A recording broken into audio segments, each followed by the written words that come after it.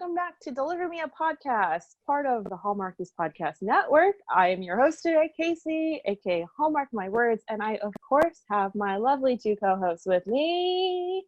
We have Cammie. Say hello. Hi, everybody. Hooked Hardy, Cammie / very loving postable. Oh, very loving postable. We love loving postables. And we also have Jess. Hello, postables and Hallmarkies. Alrighty, so today we are going to be recapping the episode titled The Future Me. Oh, I love this one. Oh, yes. What were y'all's overall thoughts? I think this is a really, really cute episode. Because I love Bobby. Like, he is my favorite character. Like, from this episode, like, he is just so sweet and adorable and so like genuine, and I just love him. I think he really made this episode for me. Oh yeah, he's precious. What about you, Cammie? This is an episode that goes to a place where not a lot of people go. Mm-hmm. You know, there have been what was that?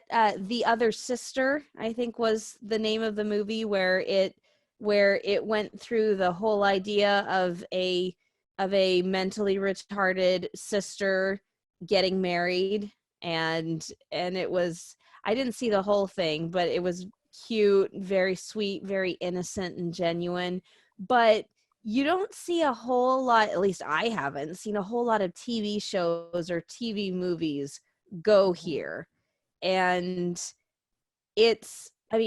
honestly, I was so surprised that they were able to find somebody so high functioning with Down syndrome who could act. Mm-hmm. You know, I mean, because you find somebody with Down syndrome who's high functioning, that's fabulous. I had a cousin with Down syndrome. He's passed away now, but he could not speak. He understood almost nothing. He was very, very low functioning. So to have a high functioning Down syndrome person is absolutely fabulous. And then you add another level and you put them in front of a camera. That's a whole nother territory. And so it's a place where a lot of people won't go. Mm-hmm. And it made it so real. It made it so real. Yeah. And I'm with Jess. Bobby, you could tell that Bobby was a bit of a better actor than Ellie. You could tell that he had more experience and he felt more comfortable in front of the camera because he was a little looser and a little more real. But he was amazing. I love Bob. Yeah. Why don't we jump right into the letter story of the episode, because that's really the meat and potatoes of this. And I mean, of course, we will get into the pageant later. We'll get a little bit into Shane and Oliver and their relationship. But since we are gushing about Bobby, let's talk about Bobby. We might as well. So, a letter enters the DLO thanks to our new character, Kimmy Cooper, played by the lovely Andrea Brooks, and we will get into her when we talk about. I know. We will get into her and her story, but a little bit later when we talk about the pageant. But she brings a letter to the DLO, and they open it and they find it is a letter to Mrs. Richard. The postables assume that this letter is written by maybe a young girl, maybe about 9 or 10. And so as the postables do, they go on a trek to hunt down the letter, and they hunt it down to a high school classroom. Can I just say really quickly, the way that Shane reads the letter, so precious. Just her commentary and the way that she put the emphasis on the right words. Hey, you're married. So, exclamation point, you know. So she reacts and then she justifies her reactions. Just say no.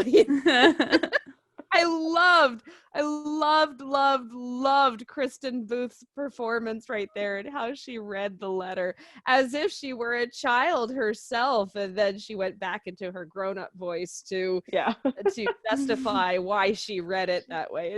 I loved it. I loved how she kind of laughed at herself too, and nobody else was really like laughing. They were kind of like, okay, and she's like, I thought it was funny. But Never okay. mind. So they go to the high school, and they don't know of a Mrs. Richards. However, the teacher, was she the principal? I don't believe co-teacher so. or somebody. I thought teacher. Teacher. I thought teacher because she said that the teacher who did teach in that room retired. Oh, that would make sense. Yeah. So I don't think it said that she was a principal. Well, Jess, we only watched this a few days ago. What was it? I thought it was teacher, but I thought she was another teacher. Yeah, I mean, whoever it was, the person there, teacher, principal, likely co-teacher, likely a teacher there. She remembers that there was a Bobby Richards that was a student at one point a few years prior. And so she directs them to, she directs them to Bobby Richards, who has a flower shop. They meet this Bobby Richards, and this is where our gushing begins about sweet blooms Bobby. and hugs. And he just engulfs Oliver. Here's the hugs, and Oliver's just Here like, are the blues. So at this point, when I watched it the first time, I was a little confused because I was like, who Bobby Richards' wife, Mrs. Richards, mom, where are we going to go with this storyline? You know, like I was not thinking about him being the part of the storyline. I was thinking maybe it was like a mom or like maybe a sister. I don't know. I just didn't know where that storyline was going. So I was pleasantly surprised when we were introduced to Ellie. And then that's when I was like, okay, this is going to be a good one. Because like you said, Cammie, earlier, you know, a lot of movies and TV shows, we don't go there. We don't talk about, you know, those with special needs, and we don't feature them a whole lot. So that really captivated me. And I know, Kim, you expounded on that. Jess, did you have any thoughts when, you know, we were introduced to Ellie and Bobby? Not as much then. When we first heard the letter, I thought it was a young girl writing to her teacher because it had been in the school desk too. And so, I think I didn't really know where we were going anymore because we were now in a flower shop and we're meeting this Bobby, and we're like, okay, unless maybe his, like you said, could have been a mom, and is it his teacher? His mom was a teacher or something, but yeah, I wasn't really quite sure where we were going because, clearly they weren't married, so. Right. Right. Okay. Yeah. So we dive into this history of this letter. Sorry. Can I say one more thing? Sure. Well, I remember watching it for the first time, and when Bobby comes out, I went, "Aw," and then when Ellie comes out, I went, "Aw." I increased in my level of awe because I didn't know exactly where it was going, but the moment that he said Ellie and I recognized the handwriting, I knew it had something to do with the two of them. Didn't know exactly what, but yeah, I immediately had an instinct that it involved the two of them. And so it just, the second that she came out, I just, had this.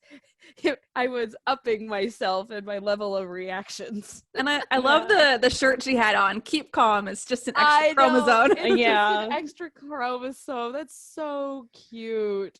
And then Bobby, cute. What's the matter? You got a problem with a guy who works with flowers? It just, oh my gosh. Can you get any cuter? I know. I totally giggled when he was like, yeah, I recognize the handwriting. It's terrible. Like, it was not a shock. It was so cute. It was so funny. I just giggled like a schoolgirl because and the fact that they're looking. They're looking, they're trying, and then she's right there. Yeah. Ellie, that's who we're looking for. I know. I recognize the handwriting. It's impossible to read it. It's this little Jack Sparrow hand gesture right there. Yes. It's impossible to read. You cannot help but smile. You cannot help but smile this entire scene. Yeah. It's so sweet. Totally agree. So we find out that Ellie wrote the letter to her future self, hence Mrs. Bobby Richards. So the letter was written about 7 years prior. So they are probably, Bobby and Ellie are in their early 20s, 23, 24, 25-ish, in that general range.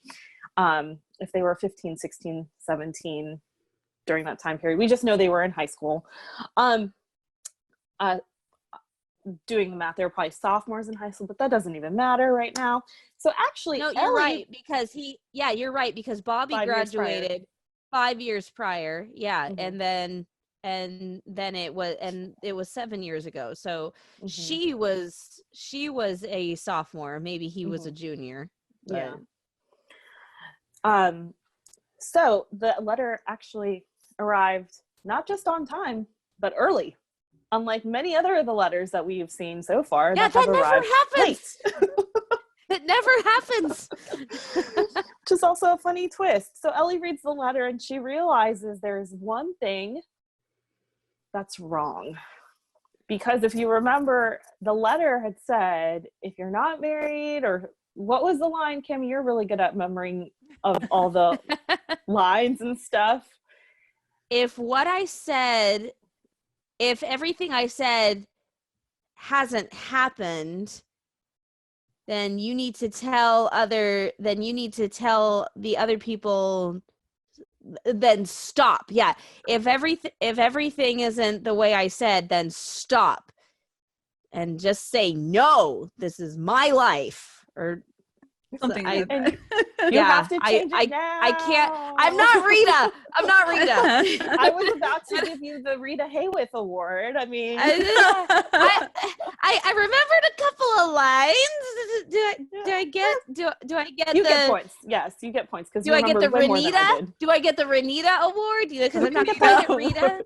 Yeah, you can get the Renita Award, but generally speaking, the letter basically tells Ellie that she needs to change her life right now because she is not married to Bobby Richards. She is not Mrs. Richards yet.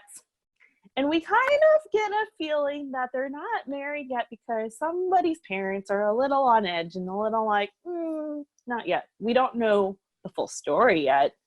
But we kind of get a hint there because when Bobby and Ellie are talking, they kind of give each other a look like, yo, we're not married because, it's complicated, I think is what they say. Yeah, it's complicated. That's exactly what they said, yeah. I remember that line. Yeah. So Ellie, she demands to be brought home. So Shane and Oliver bring her home to her parents, and she being Ellie, demands that her dad let her marry Bobby. And her dad says no. And she is heartbroken, to say the least, and accuses him of treating her like a baby. And Shane, being the empathic pokes one that she is, she definitely pokes her nose in, and she's about to say something, but Mr. Comforts reminds her that she's not a parent, and thank you, but no thanks. Yeah. But Shane can't let it go. Of course not. She's Shane. She's Shane. She's a feeler. She's empathic. She just can't let it poor Bobby go. But Mr. Comfort ends up running into, well, not really running into them, but he like runs to them in the DL, well, not the DL, but the post office. Well, he goes because and looks for them. He goes to look for them because of this. Bobby and Ellie have gone missing. So at this point, They've run away. Did you guys think that they ran away to be married, or did you guys think that? Did you think that? Yeah, they're gonna. I think I did too. Yeah. I think I had thought that, and that they were gonna like maybe stop them before it happened, but yeah, I thought it was gonna be way dramatic. You know what I'm saying? Like, do a whole wedding stop crasher the wedding kind of thing. Yeah, I was thinking stop the wedding, and then a sob. That's a different story, Hallmark and movie. then like, okay, we'll let you get married. But what ended up happening is that Bobby and Ellie just went to get a marriage license to prove that they were serious about getting married.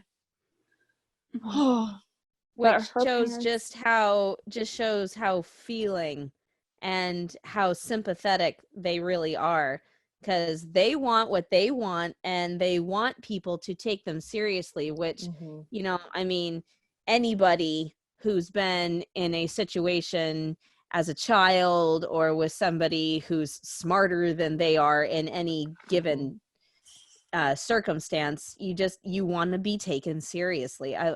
I'm the youngest of 6 guys, and all 5 of them are brothers. I know about what it means to want to be taken seriously. Right. So, but yeah, I think that, you know, the fact that they didn't elope, the fact that they didn't elope was something that was really impressive. That that Bobby, because he's kind of the voice of reason in the relationship, I think. Yeah. And Bobby didn't want to get married like this. Right. They were very rational about it, and like, let's do this level-headed. Rational is a good word. Yeah. You know, not just do something rash and go off and elope, like you said. Like they're very like precise and like, okay, we're gonna. They want to get married, but they want to do it the right way. And so the license is good for 30 days, which is it's they're adorable. They are.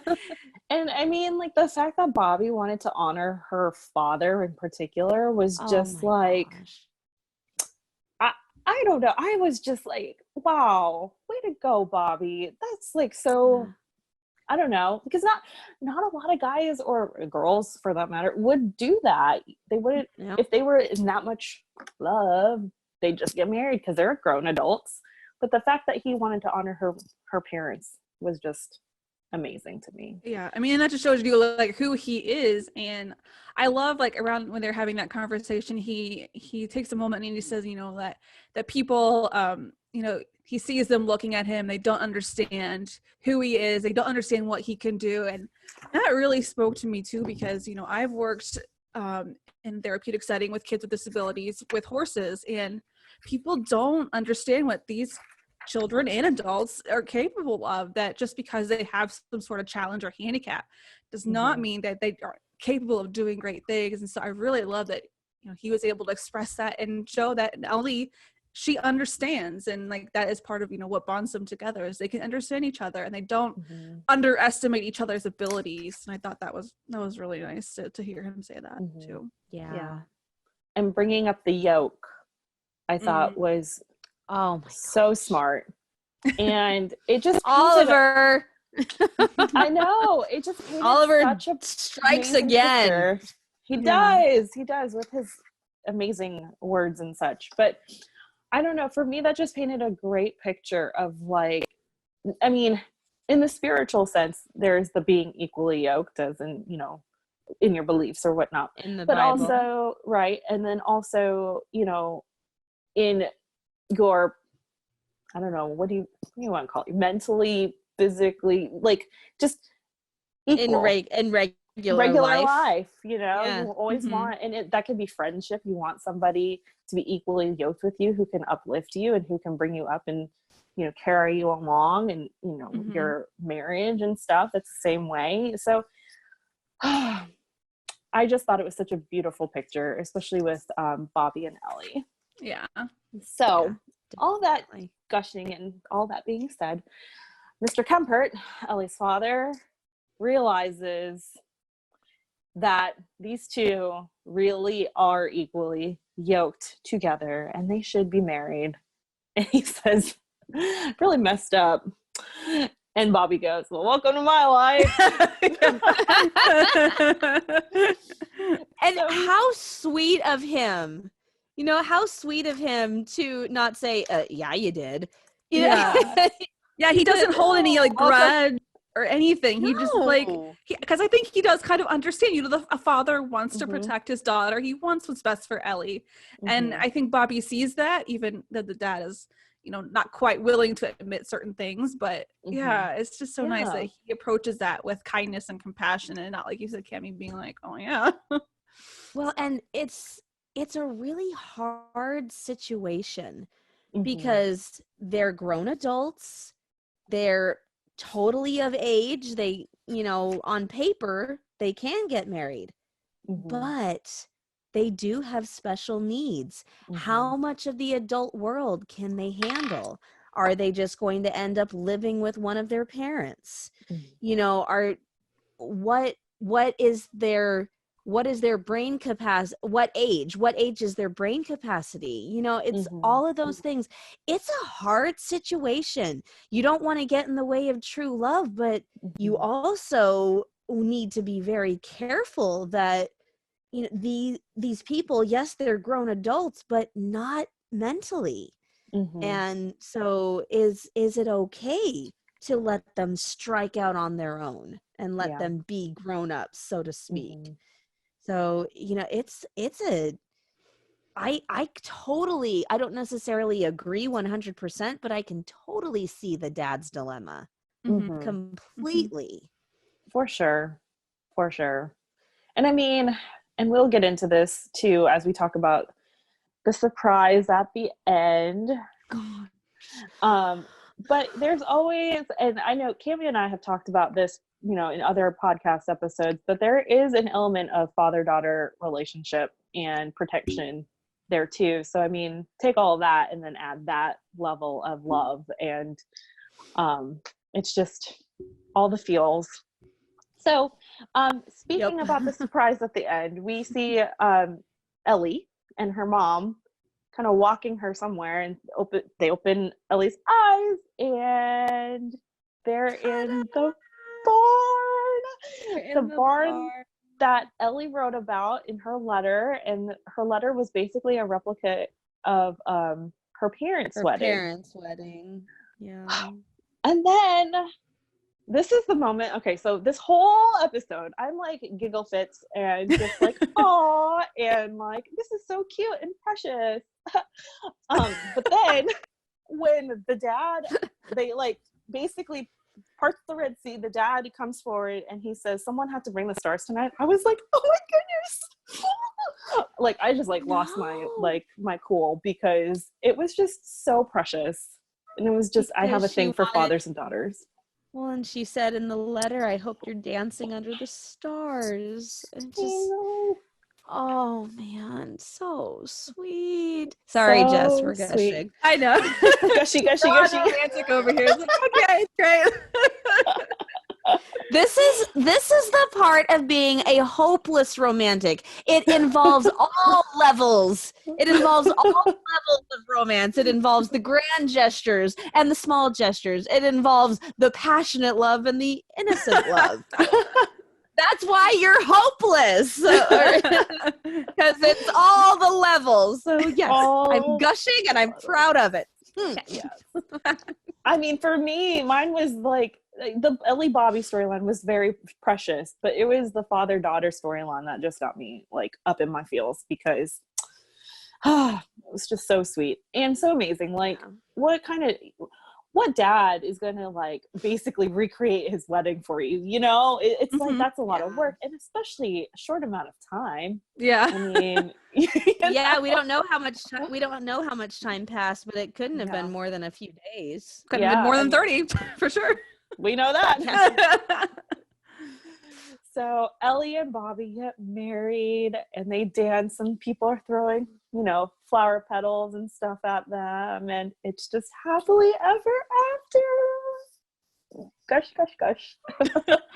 And one thing that I really loved, and I told Jess this when we were watching it, I said that I loved the camera angles because at the very beginning, they were so careful to only show her hands, her hair, Yes. her necklace, you know, and so there is not even one moment that you would suspect this kind of storyline at all. Like we said, we thought it was a 9-year-old writing to her teacher, you know, and then maybe, and the camera angles were her witnessing the ceremony happening or watching her get ready, you know. And I loved how you saw those camera angles and you saw just the back of Bobby's head, not enough to see anything revealing. And then they show those same angles at the end when the wedding happens, and it brings it full circle, and it's Martha. Martha, you're amazing. Hey guys, it's Cammie and Ann. With Mother's Day coming very, very quickly and just fast approaching around the corner, what do you get your mother for Mother's Day? I know that it is always a struggle with me. My mom says, hey, I want this for Mother's Day. That kind of ruins the point. So, and we live with my mother currently, and so it's always really hard to try to get her just the perfect gift. What about you, Ann? Oh yeah, for sure. I mean, it's your mom. It's a big and important day, and so it can be a struggle to kind of find the right thing for a mom. Definitely. Right. So, are you looking for the perfect gift for your mom or even another loved one? Well, we've got what you need. Skylight. Nowadays, staying in touch with those we love is so much easier than it used to be. Yes. And it's also more important than ever. And the easiest way to do it is with Skylight, a photo frame you can email photos to. How easy is that? Yeah, that's awesome. Don't have to have the right software or any of that. Just email the photos anytime from anywhere. It's a great way to feel close. So, and I live with my mom, like I said, but where's your mom? I live in Nashville, but my parents are in Atlanta, Georgia. So they're not with me. So it would be really easy for me to just email some photos, you know, to the Skylight Frame. I sent it to my mom, and then she could see, you know, what we have going on and be surprised when it comes on the screen there. Yeah. And the other thing is multiple people, because it's an email address, multiple people can send to this. You don't have to invite people to a group, which is always so annoying. And it sets up effortlessly, listen to this, in under 60 seconds. Wow. And then sending it is effortless. Like we said, everyone in your family can just email photos to Mom's Skylight and they'll pop up in her home in seconds. You can preload it with your favorite photos too. And then you can also have the emails. So now, as a special holiday offer, so if you are looking for just that right gift for mom, you can get $10 off your purchase of a Skylight Frame when you go to skylightframe.com/Hallmark and enter code Hallmark. That's right, $10 off your purchase of a Skylight Frame, which is not a small amount of money. Just go to skylightframe.com/Hallmark and enter code Hallmark. SKYLIGHTFRAME.com/Hallmark. So give a mom a gift she'll enjoy and enjoy yourself. So speaking of the wedding, we're going to trek a little bit backwards for this next segment. So Shane and Oliver. Oh gosh. Oh, so the last time we saw these two, Shane basically told Oliver that your wife ain't coming home, honey. But not in so many words. She tried. And Oliver did not appreciate it. He did not appreciate it. However, Oliver comes strolling into the DLO. We're going back to the beginning of the episode, and he dumps all the letters from Paris into the France box. Kaboom. He is okay. He's fine. Everything is fine. Yeah. It reminds me of the Friends episode when Ross is fine. Everything is fine. I'm fine. Anyway, yeah, with the squeaky voice. Totally Obviously. fine. Oliver is quote unquote fine. And he's acting a little weird around everybody, Shane particularly. And Shane and Oliver are sitting in the mailbox grill, and he's reading a book, and Shane's like, "We good, bro?" And he's like, Well, "Yeah, we're cool." When in the DLO, how like, I am fine, and he walks out and like, oh, he's miserable. Well, he says that quote about something about loss being change, and change is nature's delight, and I stand before you delighted. Yes, I stand before you delighted, and that was by Shakespeare. Like, that wasn't Shakespeare. That's Marcus Aurelius. Who's gonna tell him? They're just so horrified. Loss is nothing else but change. And Shane is completely oblivious. She's like, no, I think he's fine. Did you see his tie? Did you see Did you see his tie? And that quote, oh, he's a mess. You know, Look good to me.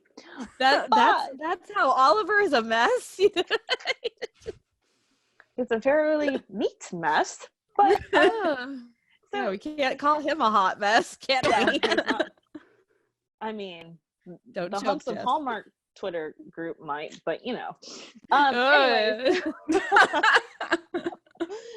I can see it now. The Postables version of a hot mess and him holding a yoo-hoo or something.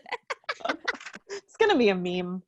So in the mailbox That's grill, awesome. when he tells Shane that he's fine, she goes to like brush some dirt off of him or pick some lint or something. Did y'all Yeah. notice that? And he's Yeah. awkward move. Thank goodness Rita came in, but it was an interesting moment there for the two of them. Like, And I have a question about fine? I have a question about that scene, because right before she tried to brush the lint off, and because she was asking, you know, are we okay? There's a distance, and he was all like, well, I'm right here. There's no distance. And I was like, is he really that dense that he does not understand what she is asking him? I mean, what do you guys think? I'm like, you clearly know she's not asking, yeah, you're right here, but I don't know. I think he was just playing dumb. I don't think he wanted to show his hand. He was just trying to get past the moment, kind of thing. Yeah, kind of like, I'm going to pretend that my feelings don't exist for you. I'm going to pretend that none of this has ever happened. Like, I'm going to shove it under the rug, and I'm going to act dumb because I do not want to. Because here's the thing, with Oliver and that kind of personality, he's not going to want to open that can of worms, because as soon as you open that can of worms, it's like, there it goes. It's like, that's it, you know? So I feel like for him, especially with him still being married, with him having these feelings, it's just easier to just shove it under the rug or shove it in a can, seal it tight, and be like, I'm going to pretend I do not know anything you're talking about. Yeah. That was I just don't know. I don't know. Because of how socially inept he is, I'm still wondering how the man was married. You know, just how on earth did that man get married the first time? Anyway, moving on. Because of how socially inept he is and how he is kind of blocking her out, I can definitely see why he would pretend. But part of me thinks, no, he's really being he really is that dense. Just because he's like, I'm right here. Because I mean, that's a classic man line. Mm-hmm. You know, that's a classic man line. I'm right here. Like, no, you are not right here. So I think that he may have been to some degree that dense. Yeah. So when Oliver was talking about the yoke, do you think that in the back of his mind he was thinking about him and his wife? Oh, yes. I think so. And I think that he's finally getting the picture that he's putting in all the effort to keep the marriage together, and she is not. Mhm. And I find it interesting too. This really is not part of the episode, but like, why hasn't Holly like made things official? Like, she clearly left and has not made any attempt to get back together. Why hasn't she reached out just to make it official? You know what I mean? I find that odd. Like, why leave it hanging in limbo for how many years has it been? Like 2. By the time she comes back, it's 2. I think that's weird to me. Like, why would you just leave it hanging like that for so long? Okay, are we tabling this discussion for when we go do From Paris with Love or To Paris with Love, or are we answering that right now? Because I do have a thought. Share your thought. Yeah. Okay. Okay. So my thought is that, number one, because of how religious Oliver is and the idea that divorce is so disdainful to him, and you know what he went through with his parents, because remember what she says, if we say it, we can't take it back. You know, so I think that that part of her just wants to avoid that, because of maybe there's an underlying religious reason, or she's trying to think she's actually showing some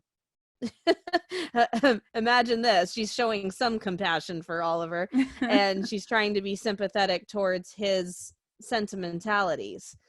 My other thought is she is such an airhead that she doesn't want to deal with reality. She wants what she wants when she wants it. You know, she didn't even say, I'm leaving you. She didn't go back to Colorado for her things. She just flew to Paris, you know, with almost nothing. And we don't know if she, you know, sent for her things or anything like that. But she strikes me as such a child that she doesn't want to face anything. She doesn't want to deal with reality on any level. I mean, she comes back in To Paris with Love. She comes back as if nothing's happened. Right. And hello, a lot of things have happened, my dear. Oh, you know, right. And she's acting like she wants to pick up where they left off. And no, we can't do that. So yeah, I think that she is that much of a child and that much of an airhead that she didn't want to deal with it. Yeah, I mean, at this point, watching it through the first time in the canon, I wasn't so invested in that. It was more of a curious thing, like, but I was so invested in everything else that it kind of slipped my mind. Having watched the whole canon, Holly, to me, just seems like she didn't return in those 2 years because damsel in distress.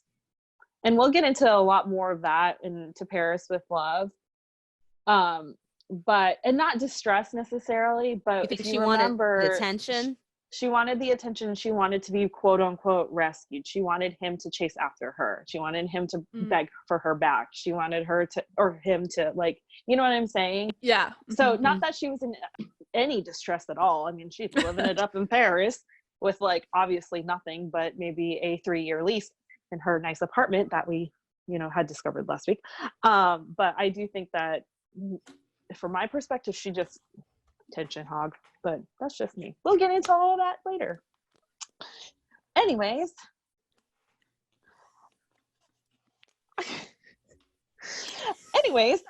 so at the end of this episode, we have a little reconciliation, not necessarily with words, from Shane and Oliver, but with their feet. Ask her about dancing again. So Jess is gonna kill me here, but can I borrow Dr. Carson Shepherd's words here? Since I stuck my foot in my mouth, I think I'll let my feet do the talking. Yes. That's actually a good quote to use for that. Because it's exactly what he did, and it's a little reconciliation because like, well, we didn't get to have our showcase dance, but do you think we can remember the steps? And it's like, as much as he's willing to say at this point. He's not gonna say I'm sorry. Right. You know, he's not going to admit he doesn't really think he did anything wrong. He thought he was doing the right thing in his very kind of out of the box Oliver way, but right. So, or maybe way too far in the box, you know? One of the two. Down the rabbit hole. Yeah. That's a good, So, but yeah, I think that's his way of apologizing, and that's his way of showing that everything's okay between the two of them. Yeah. I mean, they better be. He's willing to dance with her, so. And the last time they danced, it got a little hot. Just a little. Bring on the fans. Okay. All right. So the last portion, the last segment of this beautiful episode, the fun begins with the pageants that Rita is entering. And let's talk about our dear friend, Andrea Brooks, who plays Kimmy Cooper. Can I just say, okay, I watched When Calls the Heart first before I watched Signed Sealed. Yeah. So I knew Me Andrea Brooks as Faith Carter, proper, prim, cute, sweet. But sweet, incredibly kind, and a hard worker. When I saw Andrea Brooks pop up on the screen, I was like, oh, there's our girl Andrea. What's up, girl? And then she was all Valley girl. Like, I'm Kimmy Cooper. Hi. I was like, oh. I never thought in a million years that I could see her play a witch. I never in a million years would have thought that I would see her play a catty witch. You know. Now, segue real quick, but apparently her character in Supergirl is pretty intense. Yeah. So see, I saw her first episode in Supergirl, maybe the first two, when she was more like Faith Carter. She was the fretting secretary running around trying to do her job, trying to do well and all of that. But then I stopped watching and I completely missed her transition into villain. And so I haven't seen that side. And, you know, and I watched When Calls the Heart first as well. And I watched this episode of Signed, Sealed, Delivered before she had even joined Supergirl. And so, yeah, never in a million years would I have dreamed that I would see Andrea Brooks play such a catty witch. You know? So Kimmy Cooper goes to the DLO to scope out Rita, her competition. And she is going to win by whatever means it takes. And dear, sweet Rita thinks she's going to be her friend, but big sister Shane steps in and she's like, she is not going to be your friend, number one. Number two, you are going to win. It really shows just how naive Rita is.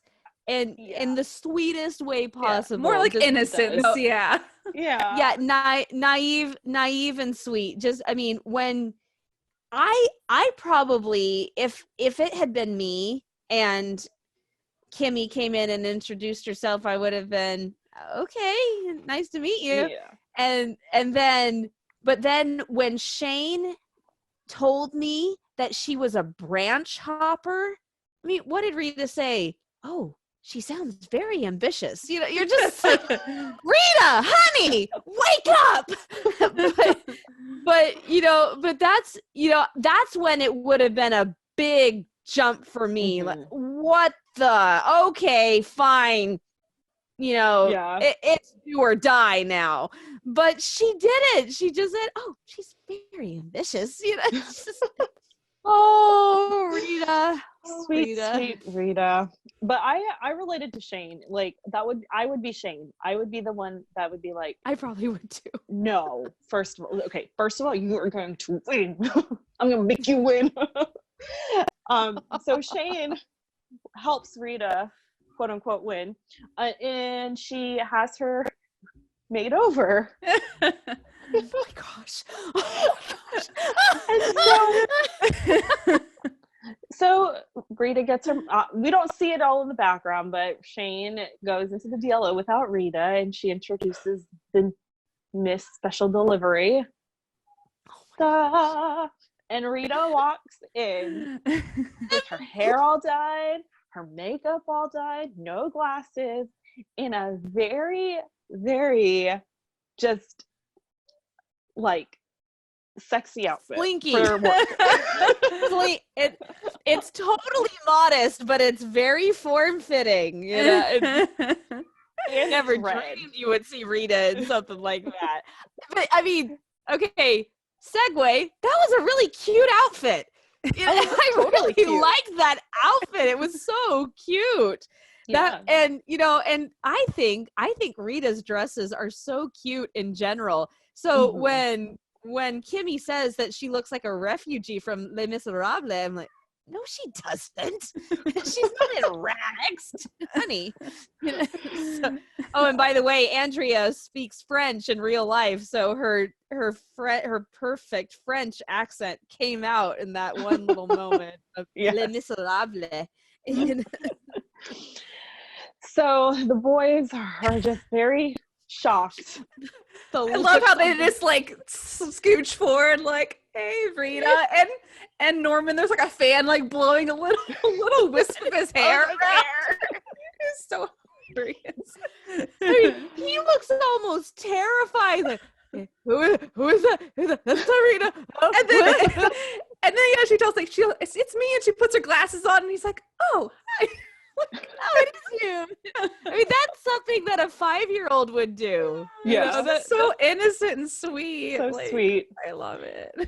And then later on, and Rita dressed up in this her new outfit, new Rita with glasses.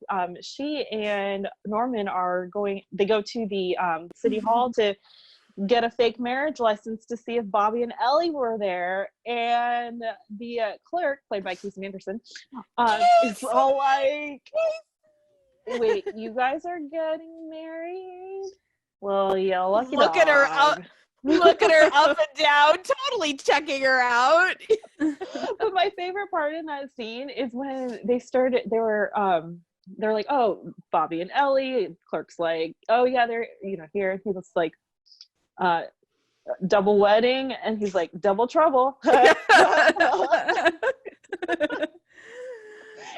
And the laughing. my favorite is the look on Rita's face, just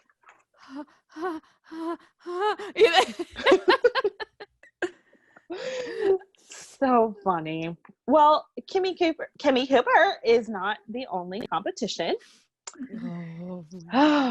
We have another guest star on here, the fabulous Mary Lou Henner, who you may recognize from Aurora Tea Garden. This is Rose's mom.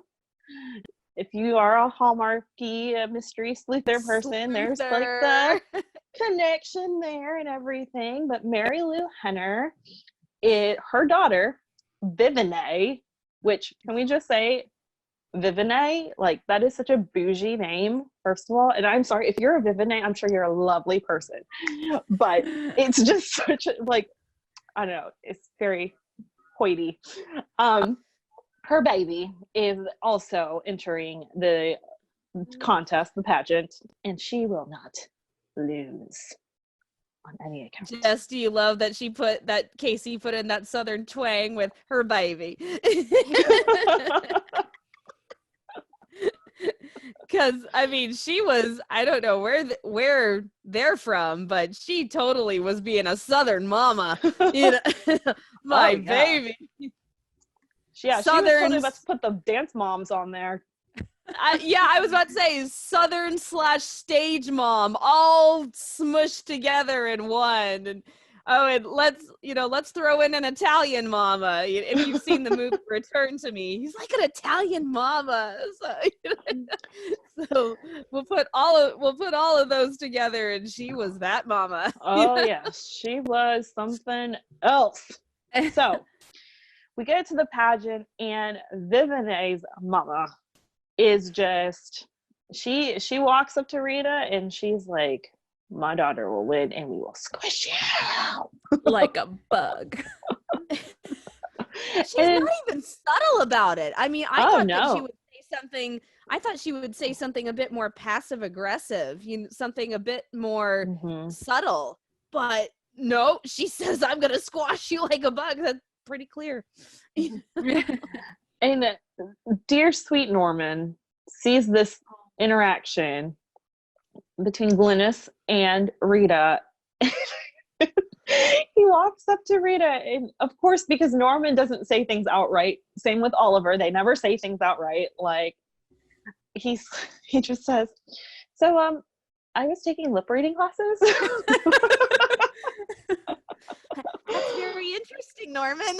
Yeah, and she's like, I gotta go. But he tells her about the tree lobster and tells her in so many words that tree lobsters are unsquashable like you.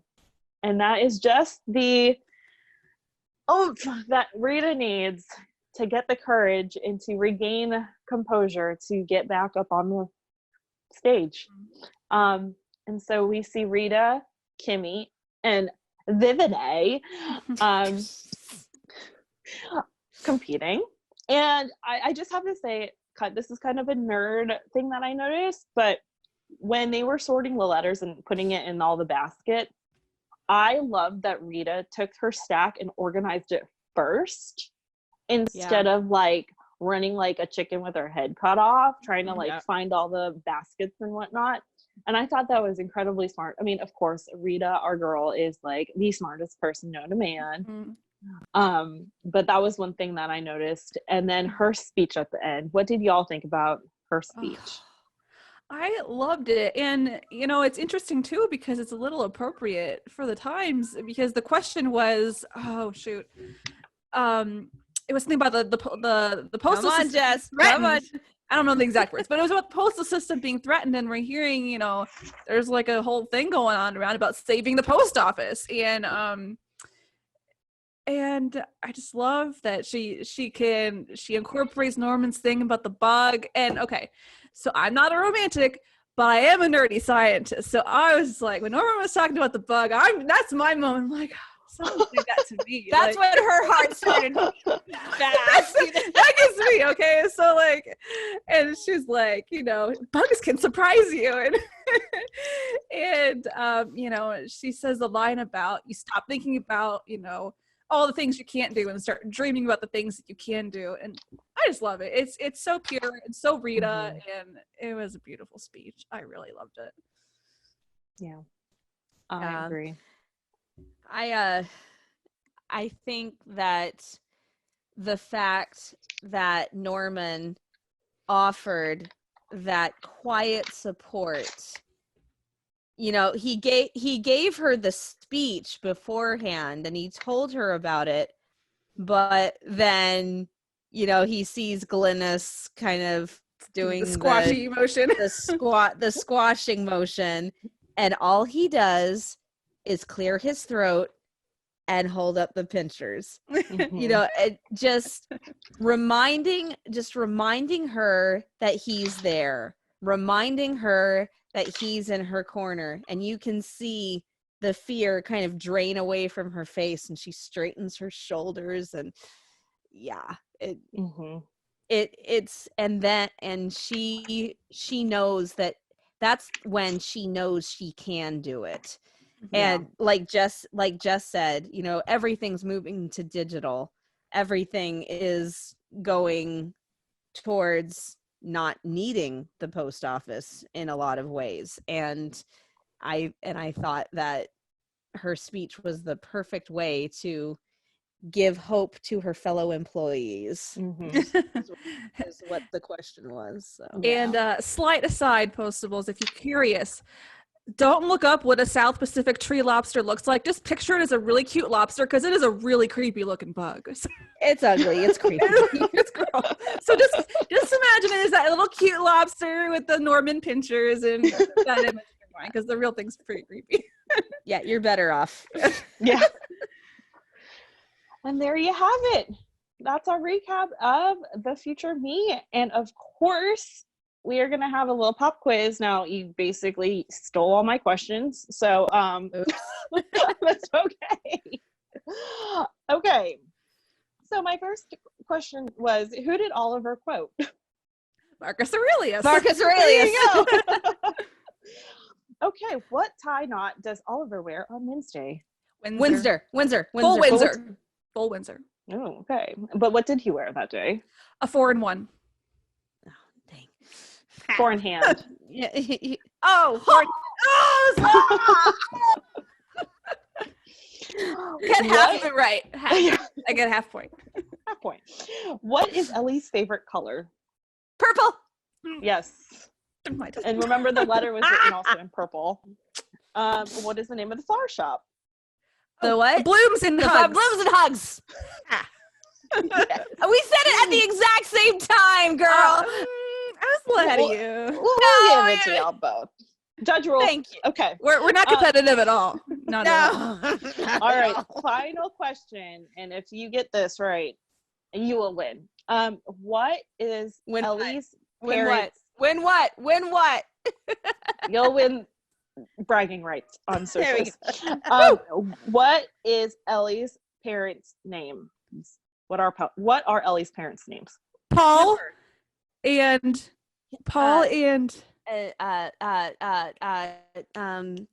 man, I know the room number of the high school, but I don't know. I know the guy. It's Paul. It's not Paul. It's not Paul. I thought it was Paul. It's not Paul. Are you sure? Yeah. I just know Mr. Kempert.